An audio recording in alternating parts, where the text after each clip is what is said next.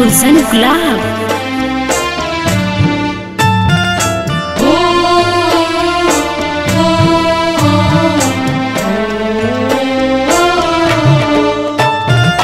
जेहि कोखी बेटा जाने ओही कोखी बिटिया, जेहि कोखी बेटा जाने ओही कोखी बिटिया।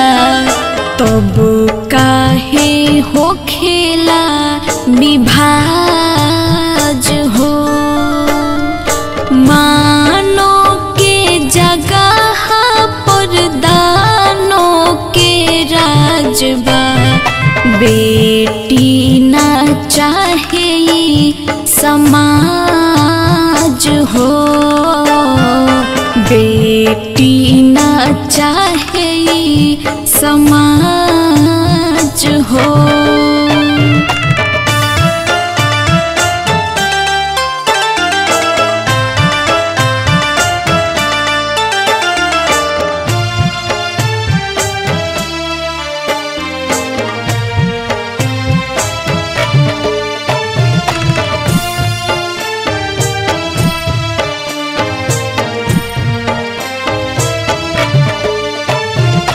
बेटवा जे जोने तो बधैया सुनाला, बिटिया से लोग काहे तो ना डराला।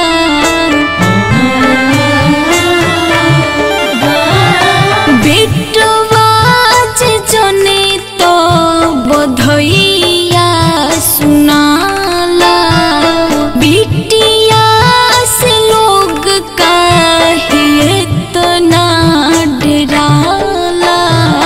बेटा के दूध मिले बेटी के पनिया, बेटा के दूध मिले बेटी के पनिया।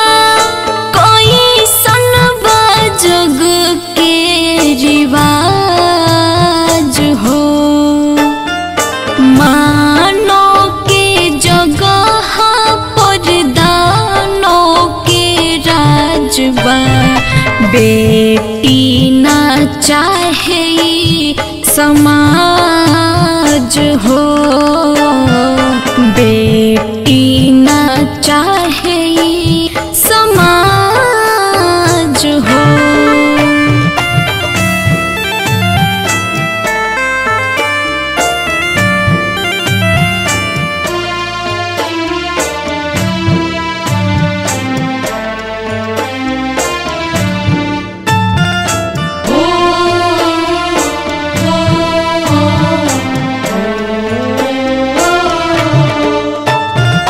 बेटी एकदम पे बढ़ेला परिवार हो, बेटी जे न रही है रही न संसार हो।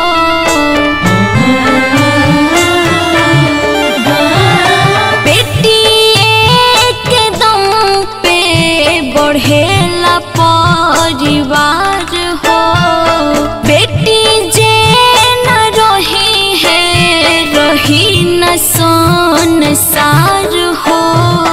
आई सभे मिली के बेटी के बचाई, आई सभे मिली के बेटी के बचाई। तब रे जनी कुके बायवाज हो, मानो के जगह पर दानों के राजबा। बेटी ना चाहे समाज हो, बेटी ना चाहे